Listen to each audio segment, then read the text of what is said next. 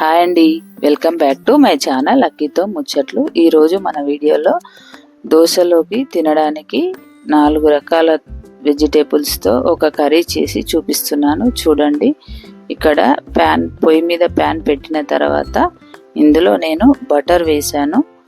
Butter ఇష్టం లేని వాళ్ళు ఆయిల్ కూడా వేసుకోవచ్చు, కానీ బటర్ వేస్తే ఆ ఫ్లేవర్ బాగుంటుంది. ఇక మొదటిగా 2 ఉల్లిపాయలను తీసుకొని సన్నగా తరిగిన ఉల్లిపాయలను వేసిన తర్వాత ఈ ఉల్లిపాయలు కొద్దిగా వేడైన తర్వాత వీటిలో ఇంకా 4 రకాల వెజిటేబుల్స్ అంటే మనకు సన్నగా తరుక్కున్న బీన్స్ ముక్కలు ఇవి, తర్వాత క్యారెట్ ముక్కలు, పచ్చి బఠానీ, ఇవన్నీ ఒక్కొక్క కప్పు కొలతతో తీసుకున్నాను. చివరగా ఇక్కడ మనకు కాలీఫ్లవర్ ముక్కలండి ఇవి. ఇలా 4 రకాల వెజిటేబుల్స్ వేసుకున్న తర్వాత మొత్తం మనం వేసుకున్న బటర్ కలిసేలాగా కలుపుకోవాలి. ఎప్పుడూ రొటీన్గా చేసే పల్లీ చట్నీ, ఆలు కుర్మా కాకుండా ఇలా కొత్తగా ట్రై చేస్తే పిల్లలు అందరూ కూడా చాలా ఇష్టంగా దోశని ఇష్టపడి తింటారు. కాబట్టి మీరు కూడా ఇలాంటి వెజిటేబుల్స్తో ట్రై చేసి చూడండి, చాలా బాగుంటుంది టేస్ట్ కూడా. తర్వాత చివరగా టమాటా ముక్కలు, 2 టమాటాలు సరిపోతాయి. టమాటాలు వేసిన తర్వాత 1 టీ స్పూన్ పసుపు, 2 టీ స్పూన్ల కారము, తర్వాత 2 టీ స్పూన్ల ధనియాల పొడి వేసుకొని మొత్తం కలుపుకొని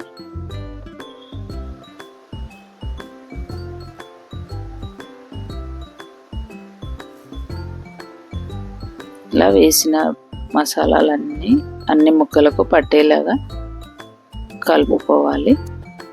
కొద్దిగా 1 నిమిషం పాటు ముక్కలకు అన్నిటికీ ఇవన్నీ పట్టేలాగా మూత పెట్టుకొని ఉంచాలి. దీనికి తగినంత ఉప్పు, అంటే నాకు ఇవన్నీ కలిపి ఒక 1/2 kg వెజిటేబుల్స్ వచ్చాయి. దీనికి తగినంతగా 3 టీ స్పూన్ల ఉప్పు మాత్రమే వేస్తున్నాను. ఎందుకంటే మనకు దోశ బ్యాటర్లో కూడా ఉప్పు కలిసి ఉంటుంది కాబట్టి నేను ఉప్పు కొద్దిగానే వేస్తున్నాను. ఇందులో నేను పింక్ సాల్ట్ వేస్తున్నాను, మేము ఇంట్లో ఇదే వాడతాం కాబట్టి. ఇలా అన్నీ వేసినాక ఒక 2 నిమిషాలు ఇలా ఉమ్మగించాలి. తర్వాత మనకు సూపర్ మార్కెట్లలో దొరికే హెజ్వాన్ సాస్ అని దొరుకుతుంది. ఇంకా మీకు ఇక్కడ చూపిస్తున్నాను చూడండి. ఈ హెజ్వాన్ సాసు 4 టీ స్పూన్లు మాత్రమే వేసినాను నేను. తర్వాత మనకు బయట మార్కెట్లలో పావుబాజీ మసాలా పౌడర్ కూడా దొరుకుతుంది. ఈ పావుబాజీ మసాలా పౌడర్ కూడా ఒక 3 స్పూన్లు మోతాదులో తీసుకొని ఇలా వేస్తున్నాను. ఇవన్నీ మాకు ఇంట్లో స్టాక్ ఉంటాయి ఇప్పుడు, ఎందుకంటే ఇలాంటివి కొత్త రెసిపీలు ట్రై చేసి చూస్తాం కాబట్టి. ఇలా మనకు పావుబాజీ మసాలా సాస్ అంతా కలిసేలాగా ఇలా కలుపుకున్న తర్వాత 1 కప్పు వాటర్ని యాడ్ చేయాలి. ఎందుకంటే ఈ కూరగాయలన్నీ మంచిగా మెత్తగా బాయిల్ అవుతాయి కాబట్టి 1 కప్పు వాటర్ని యాడ్ చేసుకోవాలి. ఇలా కప్పు వాటర్ యాడ్ చేసుకున్న తర్వాత ఒక 2 నిమిషాలు మాత్రమే ఉడకనించాలి ఈ కర్రీని. మసాలా దోశ ఇవన్నింటికన్నా ఇది చాలా బాగుంటుందండి టేస్ట్. మీరు కూడా ట్రై చేయండి కంపల్సరీగా. ఇందులో అన్ని విటమిన్ ఉన్న కూరగాయలు మాత్రమే వాడాం మనము, బఠానీ, కాలీఫ్లవర్ ఇలాంటివి.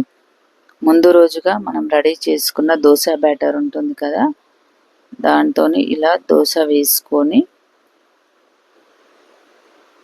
మనము ఇందాక రెడీ చేసుకున్న కర్రీ ఉంది కదా, అది ఇక్కడ మనకు దోశ పైన బటర్ కూడా వేసుకోవచ్చు, లేదంటే ఆయిల్ కూడా వేసుకోవచ్చు. ముందుగా చెప్పాను కదా, మా ఇంట్లో వాళ్ళకు బటర్ అంటే చాలా ఇష్టము. ఇదిగో ఇక్కడ నేనైతే బటరే వాడుతున్నాను. మళ్ళీ దోశలో కూడా ఇలా బటర్ వేసుకొని మొత్తం దోశకు అప్లై చేయాలి.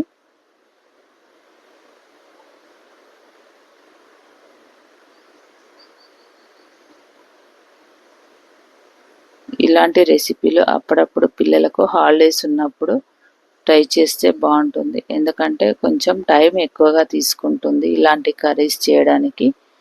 కాబట్టి అప్పుడప్పుడు హాలిడే టైంలో మనము ప్రిపేర్ చేసుకోవడానికి బాగుంటుంది. ఇలా బ్యాటర్ని మొత్తం దోశకు అప్లై చేసిన తర్వాత మనం రెడీ చేసుకున్న కర్రీ ఉంది కదా, అది ఇలా తీసుకొని దోశకు మొత్తం వచ్చేలాగా కొంచెం గట్టిగా ప్రెస్ చేస్తూ దోశ పైన అప్లై చేయాలి ఇదంతా కర్రీ.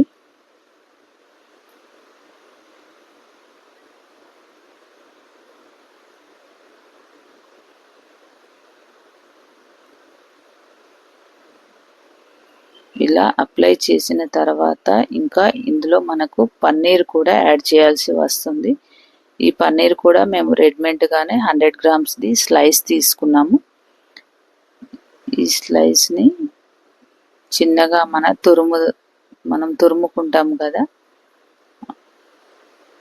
దాంతో ఈ పన్నీర్ స్లైస్ని ఇలా సన్నగా తురుముకుంటూ దోశ పైన అప్లై చేయాలి. మనకు కావలసినంత పన్నీర్ ఎక్కువగా ఇష్టం ఉన్న వాళ్ళు ఎక్కువగా వేసుకోవచ్చు, అది మీ ఇష్టము. ఒకవేళ పన్నీరు అవసరం లేదనుకున్నా కూడా కర్రీతో కూడా చాలా బాగుంటుంది. మా ఇంట్లో పన్నీర్ కూడా చాలా ఇష్టంగా తింటారు కాబట్టి దోశ కనిపించకుండా పన్నీర్ అప్లై చేస్తున్నాం అన్నమాట మేము. ఇలా సన్నగా తురుముకున్న పన్నీర్ వేసుకున్న తర్వాత దీంట్లో ఇంకా కొద్దిగా కొత్తిమీరను సన్నగా తరిగిన కొత్తిమీరను కూడా అప్లై చేసుకోవచ్చు. చూడండి, మనకి ఇక్కడ వీడియోలో దోశ మొత్తం పన్నీర్తో నిండిపోయింది. చివరిగా కొత్తిమీర వేసుకున్నాము. ఇలా ఇప్పటికీ దోశ వేయడం కంప్లీట్ అయింది. ఇలా ఈ పన్నీర్ కొంచెం పచ్చిగా ఉంటుంది కాబట్టి కొద్దిగా ఒక 1 మినిట్ కూడా కాదు, ఇట్లా మూత పెట్టుకున్న తర్వాత దోశని ఇలా పైకి తీసి హాఫ్ కట్ చేసి, అంటే పిల్లలకు కొంచెం షేప్స్ అలాంటివి ఉంటే ఇష్టంగా తింటుంటారు కదా, అలా మనకు ఇష్టం వచ్చిన షేప్స్లో దోశని కట్ చేసుకోవచ్చు అన్నమాట. ఇలా మేమైతే ఇలా హాఫ్ కట్ చేసి దాన్ని ఇలా రోల్గా చుట్టి ఇస్తే పిల్లలు ఈ షేప్స్ని చూసి బాగా ఎంజాయ్ చేస్తుంటారు అన్నమాట. ఇదిగో మీరు కూడా ఇలాంటి వెజిటేబుల్స్ దోశను చేసి మీ పిల్లలకు పెట్టండి. ఎలా వచ్చిందో కామెంట్లో చెప్పండి. థ్యాంక్ యూ అండి. మరొక మంచి రెసిపీతో మరొక వీడియోలో కలుసుకుందాం. బాయ్ అండి.